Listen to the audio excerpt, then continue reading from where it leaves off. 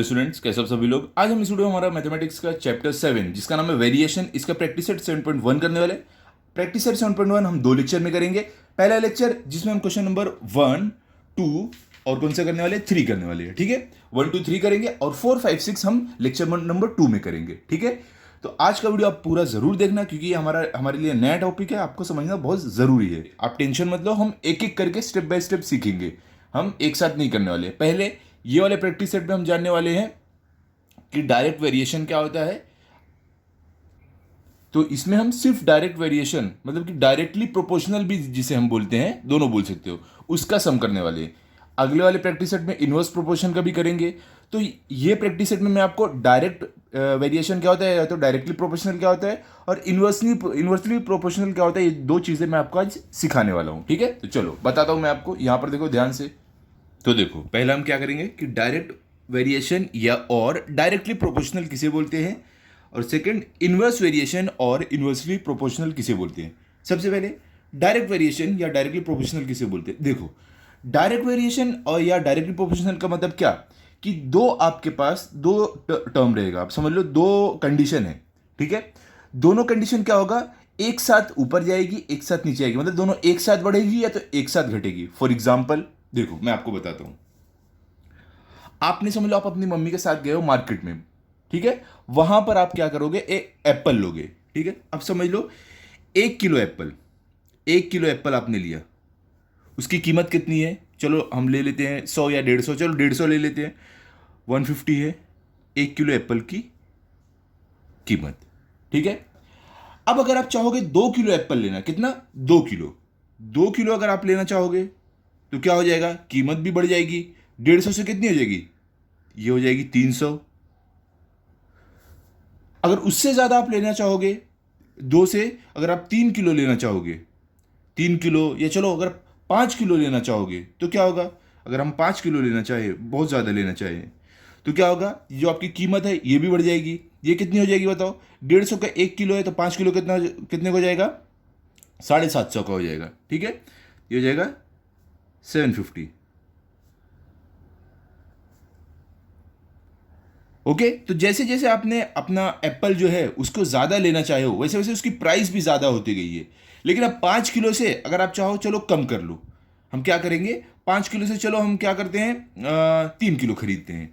तो आप जब 3 किलो खरीदने जाओगे, जब आपने 5 किलो से 3 किलो खरीदा, हमने क्या किया है, कम किया है, तो क्या हो रहा है, प्राइस भी हमारी क्या होगी, कम हो जाएगी। कितनी हो जाएगी बताओ, 3 किलो आपको कितना आ जाएगा, कितने में आएगा, 1 किलो 150 का है तो 3 किलो को कितना आएगा, 450 को आएगा। कितना हो जाएगा, 4000, सॉरी 450। क्लियर। अब अगर आप चाहोगे इससे भी कम लेना 2 किलो पे, तो इससे कम कीमत हो जाएगी, 300 हो जाएगी। तो आप एक चीज ध्यान दे रहे हो, आप अगर एप्पल ज्यादा ले रहे हो, 1 किलो से 2 किलो ले रहे हो, तो आपकी प्राइस भी बढ़ रही है। तो दोनों देखो, दोनों एक साथ बढ़ रही है। अगर आप वेट बढ़ा रहे हो एप्पल का तो आपकी प्राइस भी बढ़ रही है, दोनों एक साथ ऊपर जा रहा है। लेकिन अगर आप एप्पल का देखो 5 किलो से 3 किलो लेना चाहे हो तो ये दोनों एक साथ नीचे आ गया है। क्या हुआ है, एप्पल का जो वेट है और जो प्राइस है वो कम हो गया। एप्पल का वेट 3 किलो हुआ तो आपका प्राइस भी 750 से 450 हो गया है। ठीक है, तो क्या दोनों एक साथ कम हो रहा है, एक साथ बढ़ रहा है, उसका वेट और उसकी प्राइस। तो इसको हम बोलते हैं डायरेक्टली प्रोपोर्शनल। अगर कोई दो वैल्यू है, दो कंडीशन है, दोनों एक साथ बढ़ रही है एक साथ घट रही है, तो उसको हम बोलते हैं डायरेक्टली प्रोपोर्शनल। ठीक है, और इसको लिखने का भी एक तरीका होता है। क्या तरीका होता है, देखो हम अगर ये एप्पल का जो वेट है, ये जो वेट है, ये जो वेट है, इसको अगर हम x मान ले, x से चलो, ठीक है, इसको हमने x मान लिया, और जो ये प्राइस है, ये प्राइस को, जो भी ये प्राइस है, इसको हमने y मान लिया, तो हम इसको कैसे लिख सकते हैं कि x is directly proportional to y। कैसे लिखते हैं, x इज डायरेक्टली प्रोपोर्शनल, देखो ये साइन है हमारा डायरेक्टली प्रोपोर्शनल का y से, मतलब कि x अगर बढ़ रहा है तो y भी बढ़ रहा है, दोनों एक साथ ऊपर एक साथ नीचे आ रहे हैं। और हम इसको डायरेक्टली प्रोपोर्शनल या तो डायरेक्ट वेरिएशन बोल सकते हैं, x is in direct variation with y, या x is directly proportional to y। और इसको हम अगर इक्वेशन में लिखना चाहें तो कैसे लिख सकते हैं, अगर हमें समझ लो सॉल्व करना है कुछ वैल्यू पुट करके ऐसे, तो हम इसको ऐसे लिख सकते हैं, x इक्वल्स टू, यहां पे इक्वल्स टू k y। ऐसे लिख सकते हैं, ठीक है, x इक्वल्स टू के वाई। इसको हम इक्वेशन में ऐसे लिख सकते हैं, और इसमें जो k है हमारा, ये क्या है, ये कांस्टेंट है। k को कांस्टेंट क्यों बोला है, क्योंकि k की वैल्यू चेंज नहीं होगी। अगर आपको इसको सॉल्व करना रहेगा तो k की एक वैल्यू आपको ढूंढना है, वो ढूंढने के बाद आप अगर x ढूंढना है तो y की वैल्यू आपको पता रहेगी, तो y की वैल्यू पुट करके आप x ढूंढ सकते हो, लेकिन k सेम रहेगा। x और y की वैल्यू चेंज होगी, k की वैल्यू हर जगह सेम रहेगी। आप जो सम में सॉल्व करोगे, ठीक है, वो पर्टिकुलर सम के लिए, समझ गया आप। ये हमारा है लिखने का तरीका, x is directly proportional to y, और इसको हम इक्वेशन में इस तरीके से लिख सकते हैं। ये बीच में जो है इसको हटाकर हम कांस्टेंट k डाल सकते हैं, ठीक है, इक्वल टू का साइन डाल के। क्लियर, ये हो गया डायरेक्टली प्रोपोर्शनल या डायरेक्ट वेरिएशन। अब हम चलते हैं इनवर्स वेरिएशन या तो इनवर्सली प्रोपोर्शनल पर। वो क्या होता है, चलो वो भी देख लेते हैं, ध्यान से देखो। यहां पर अभी समझ लो कि कुछ मजदूर है जो काम कर रहे हैं, ठीक है, एक दीवार बना रहे हैं, ठीक है। अब समझ लो दो मजदूर है, एक दीवार बना रहे हैं जो उनको लगेगा 36 डेज। कितना, दो लेबर है, इनको एक दीवार बनाने में लगेगा 36 डेज, ठीक है। लेकिन वही अगर हम ये मजदूर 2 से 3 कर दे, तो 2 से अगर हमने 3 कर दिया, 3 लेबर 3 मजदूर कर दिया, तो अब 36 से क्या होगा, 2 मजदूर अगर 36 डेज ले रहे थे एक दीवार बनाने में, बहुत बड़ी दीवार है समझ लो, ठीक है। अब 3 मजदूर कितना दिन लेंगे, उनको थोड़ा कम दिन लगेगा, कितना लगेगा, समझ लो 24 डेज लग जाएगा। क्योंकि देखो जब लोग ज्यादा होंगे काम जल्दी होगा। अब 3 से 4 मजदूर हो गए, समझ लो हमने एक और मजदूर बढ़ा दिया, 4 कर दिया, तो कितना दिन लगेगा बताओ, और कम दिन लगेगा, समझ लो 18 डेज लगेगा, 18 डेज। तो अब चीज़ें क्या यहाँ पर ध्यान दो, अभी रुक जाओ, इसके आगे चलते हैं। वही अगर हम क्या करेंगे, मजदूर को अगर घटा दे, ठीक है, अब समझ लो 4 से हम वापस बोले कि चलो 3 मजदूर ही काम करेंगे, तो अगर 3 मजदूर काम करेंगे तो कितना दिन लगेगा, तो क्या होगा, 24 दिन लगेगा। कितना लगने वाले, 24 दिन। ओके, अब 3 से हम वापस 2 कर दे तो कितना दिन लगेगा, 36 डेज लगेगा। तो क्या आप एक चीज ध्यान दोगे यहां पर क्या हो रहा है, अगर आप ये जो देखो, ये एक कंडीशन है, यहां पर हम हमारे क्या है, मजदूर है, और यहां पर क्या है, डेज है, नंबर ऑफ डेज है, ठीक है। दो यहां पर आपको दिया गया है, यहां पर एक लेबर है जो मजदूर है, यहां पर डेज है। तो अगर हम हमारे मजदूर बढ़ा रहे हैं, मजदूर अगर 3 कर दिए तो दिन क्या हो रहा है, हमारा कम हो रहा है, ठीक है, 24 दिन लग रहा है। मजदूर हम और बढ़ाए तो हमारा दिन और कम हो रहा है, ठीक है। लेकिन हम क्या कर रहे हैं, जैसे हमारे मजदूर को घटा रहे हैं हमारा दिन बढ़ रहा है। हमने क्या किया, 4 से अगर 3 मजदूर कर दिया तो हमें 18 से अब 24 दिन लगेगा। हमने 3 से अगर 2 मजदूर कर लिया तो हमें 36 दिन लगेगा। तो आप एक बात ध्यान दे रहे हो, जैसे अगर हम यहां पर मजदूर बढ़ा रहे हैं, क्या कर रहे हैं, मजदूर अगर बढ़ा रहे हैं तो हमारा नंबर ऑफ डेज कम हो रहा है। क्या हो रहा है, देखो ये समझ लो मजदूर है और ये नंबर ऑफ डेज है, जितना दिन वो दीवार बनाने में लेते हैं। तो हमने मजदूर बढ़ाया तो दिन हमारा कम हो गया काम पूरा होने में, लेकिन अगर हमने मजदूर घटा दिया तो हमें ज्यादा दिन लगेगा काम पूरा होने में। तो देखो दोनों वैल्यू एक साथ बढ़ और घट नहीं रही है, एक अगर बढ़ रही है तो एक घट रही है, एक अगर घट रही है तो दूसरी वाली बढ़ रही है। तो इसको हम बोलते हैं इनवर्सली प्रोपोर्शनल, या तो इनवर्स वेरिएशन। अगर एक वैल्यू आपकी बढ़ेगी दूसरी वैल्यू आपकी घटेगी, ठीक है, और अगर ये वाली वैल्यू घटेगी तो दूसरी वाली बढ़ेगी, ऐसे रहता है इनवर्सली प्रोपोर्शनल। क्लियर, समझिए आप। और इसको भी लिखने का एक तरीका है, कैसे हम लिखते हैं, अब समझ लो ये हमारा x हो गया जो लेबर से, और ये नंबर ऑफ डेज, इसको हमने y ले लिया, तो हम इसको कैसे लिखते हैं, x इज इनवर्सली प्रोपोर्शनल, आपको लिखना है inversely proportional to y। Inversely मतलब क्या, उल्टा। तो हमारा पहले क्या था, y देखो x is directly proportional to y, ऐसे था। इनवर्सली प्रोपोर्शनल है मतलब कि ये डिवीजन में आ जाएगा, कैसे, इस तरीके से।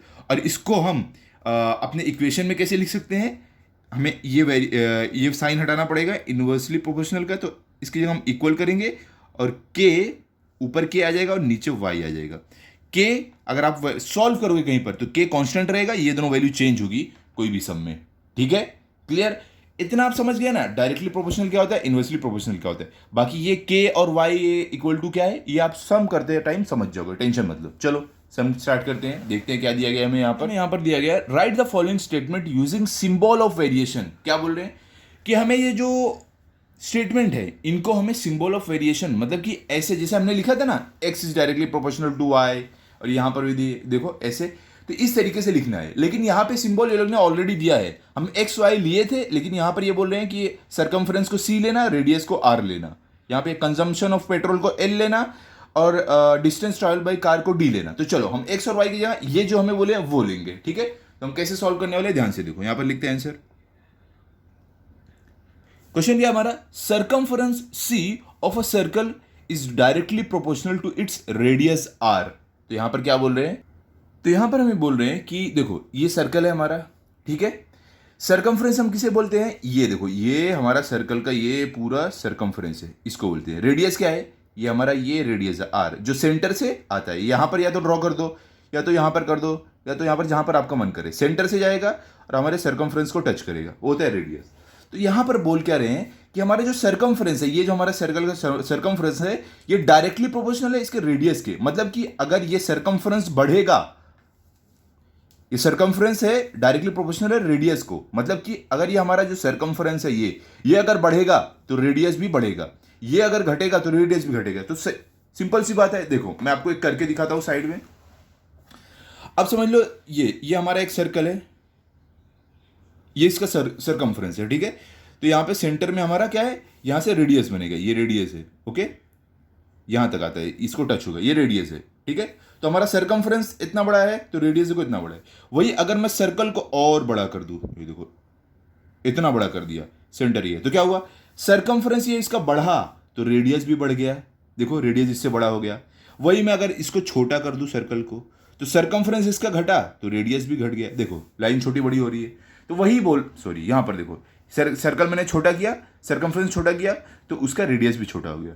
तो वही यहां पर बोल रहे हैं कि अगर सर्कमफ्रेंस छोटा हो रहा है तो रेडियस भी छोटा हो रहा है। अगर सर्कमफ्रेंस बड़ा हो रहा है तो रेडियस भी बड़ा हो रहा है। सिंपल सी बात है कि circumference of a circle is directly proportional to its radius. अब इसको हम लिखेंगे कैसे, सर्कमफ्रेंस हमारा क्या है, सी है, तो सी लिख देते हैं।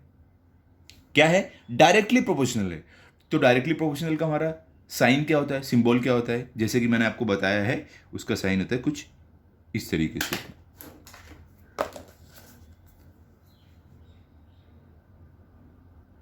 ठीक है।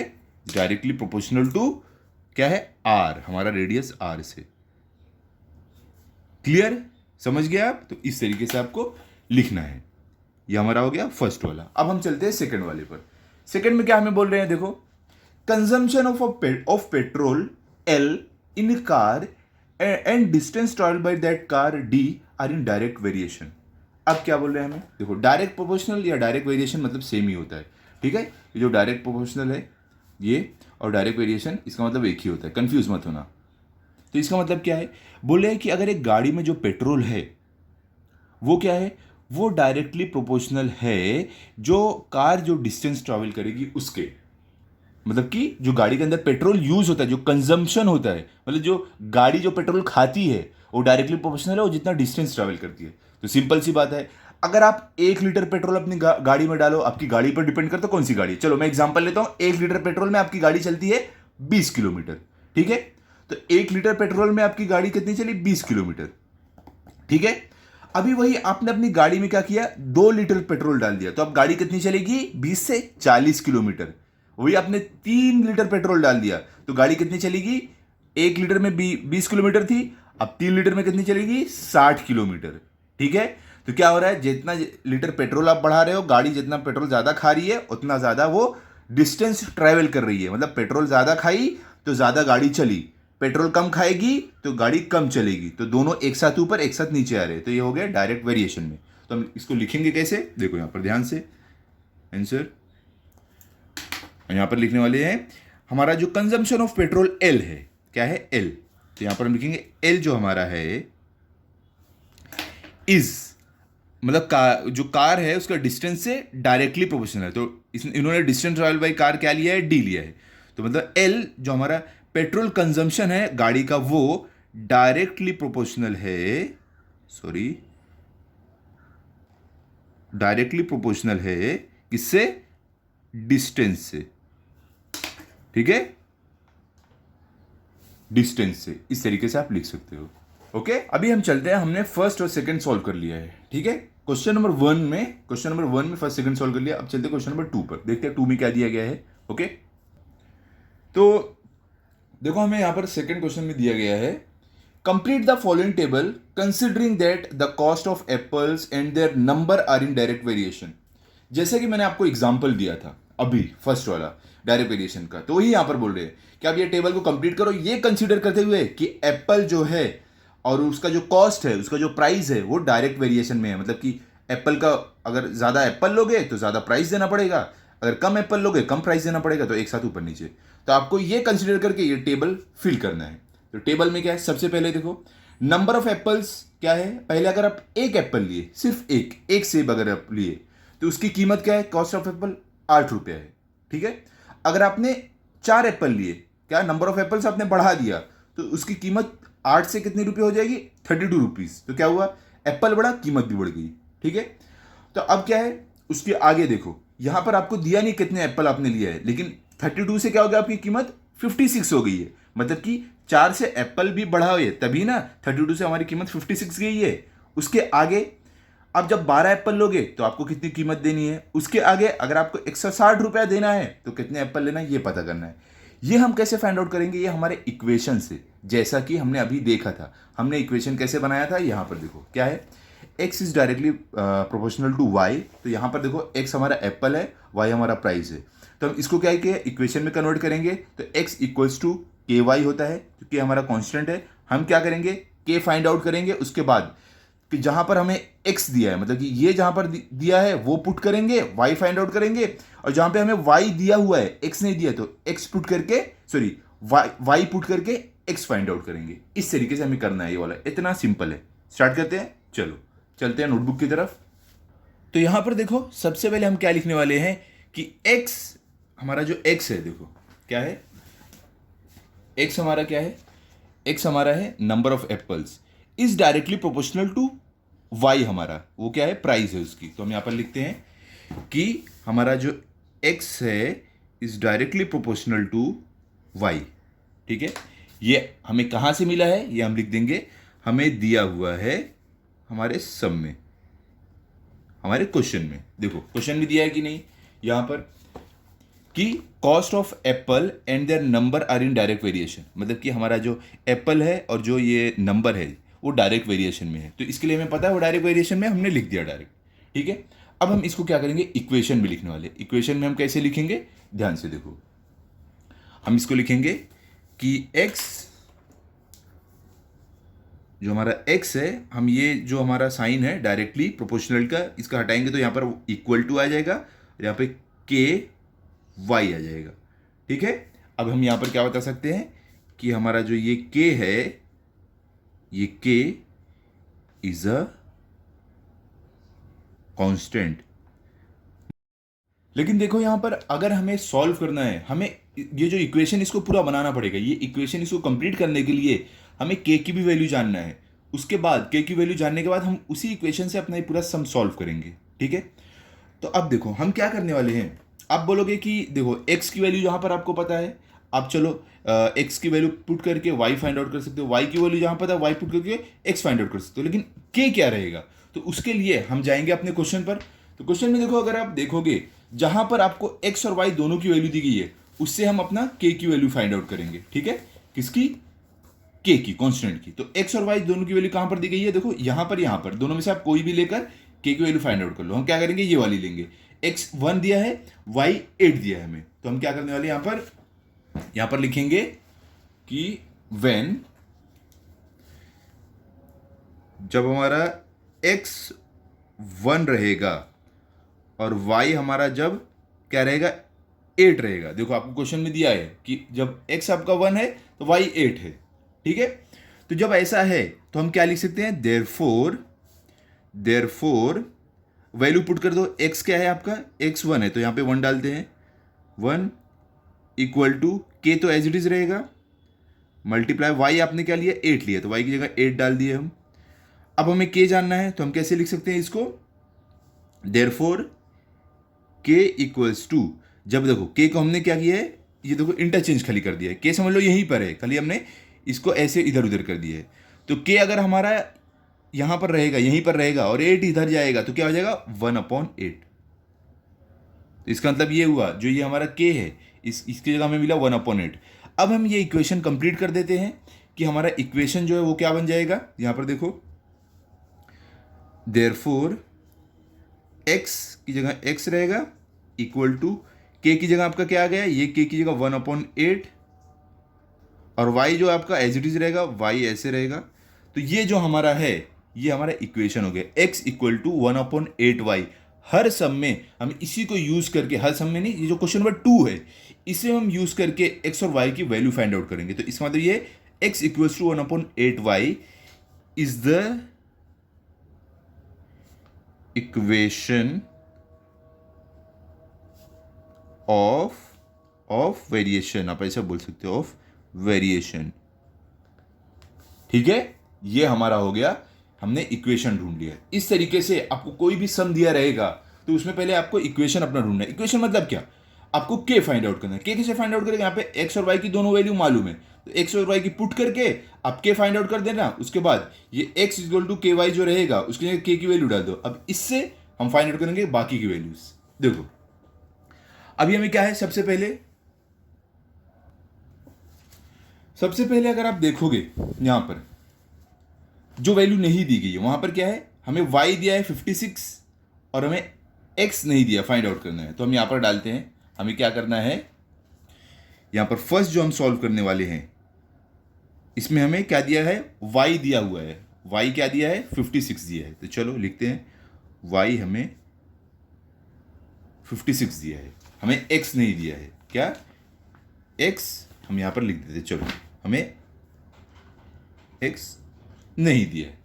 कैसे फाइंड आउट करेंगे, सिंपल, यही वाला हम इक्वेशन यूज करके। वो कैसे करने वाले, ध्यान से देखो, यहां पर हम लिखेंगे कि x इक्वल्स टू क्या है बताओ, 1/8। x की वैल्यू हमें पता नहीं है तो कुछ नहीं लिखे।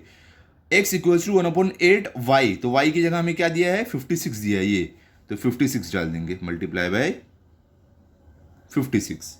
अब देखो ये कोई टेबल से डिवाइड हो रहा है क्या, हाँ देखो 8 के टेबल से हो रहा है ना, 8 से दोनों कट हो रहा है। देखो 8 1 जार 8 और 8 7 जार क्या हो रहा है, 56।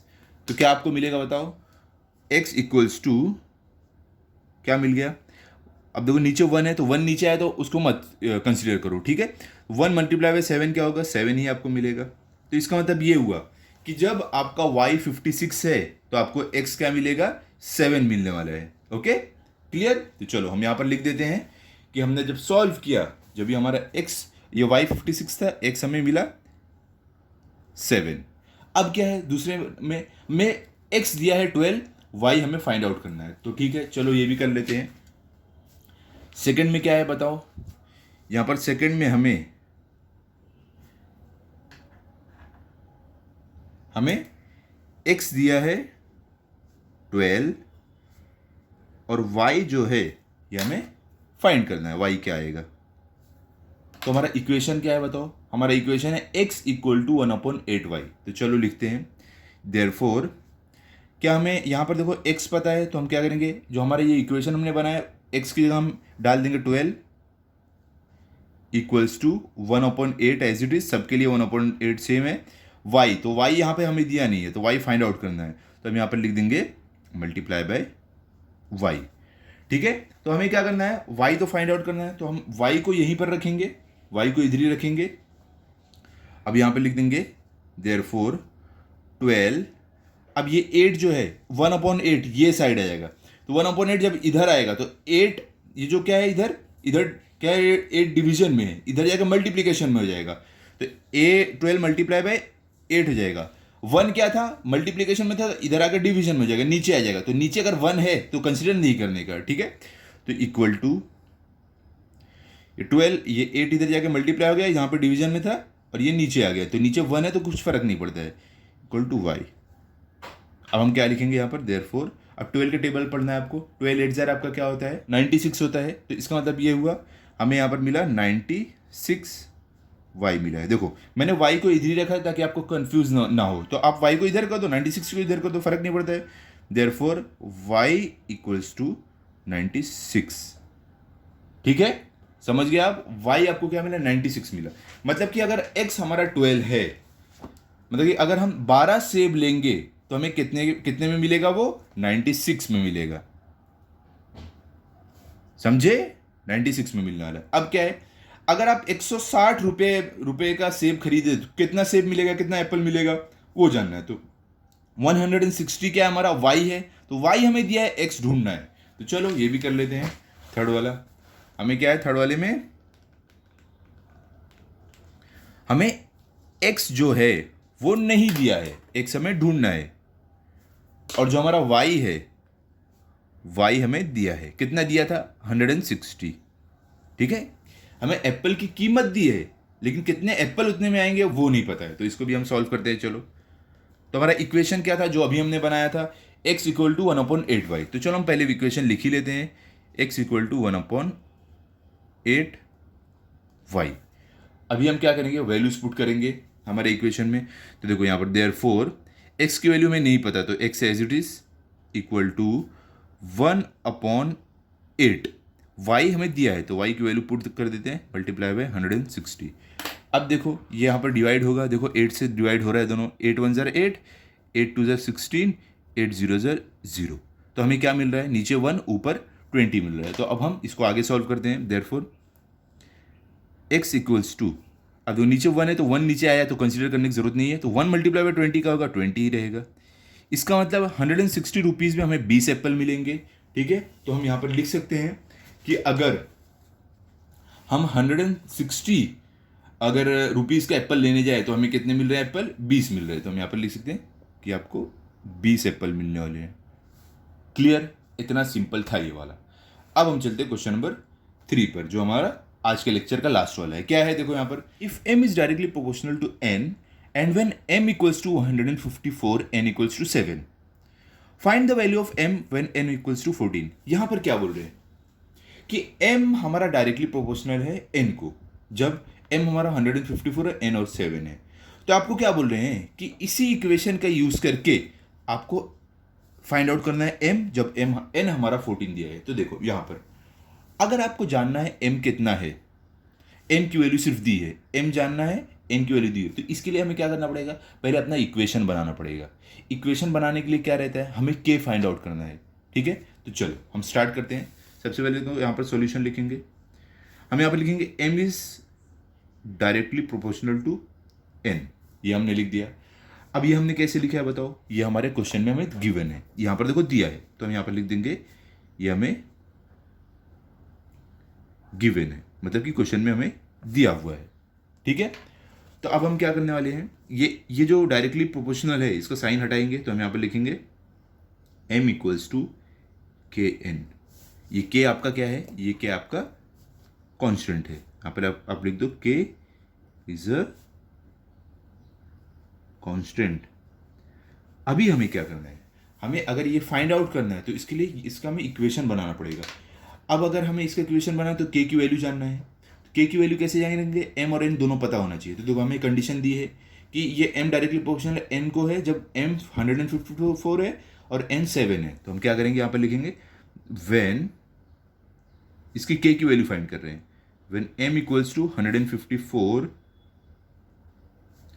और n इक्वल्स टू 7, देयरफॉर अब m और n की जगह हम वैल्यू पुट करेंगे। तो m हमारा क्या 154 है, इक्वल्स टू k हमें नहीं पता तो k लिख देंगे as it is, multiply by n हमें पता है 7, तो यहाँ पे 7 लिख देंगे। ठीक है, अगले स्टेप में लिखेंगे देयरफॉर 154। अब देखो ये क्या है, हमें k जानना है, तो k हमारा इक्वल टू के इधर ही रहेगा, 7 इधर आ जाएगा, तो यहाँ पे मल्टीप्लिकेशन में, इधर डिवीजन में हो जाएगा।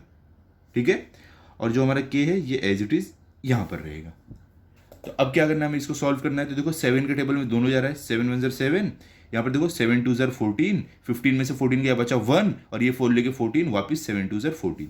ठीक है, नीचे 1 बचा है तो आपको कंसीडर नहीं करना है, तो हम यहाँ पर लिखेंगे कि देयरफॉर हमें मिल रहा है 22 इक्वल्स टू k, या तो आप ऐसे भी लिख सकते हो k इक्वल्स टू 22।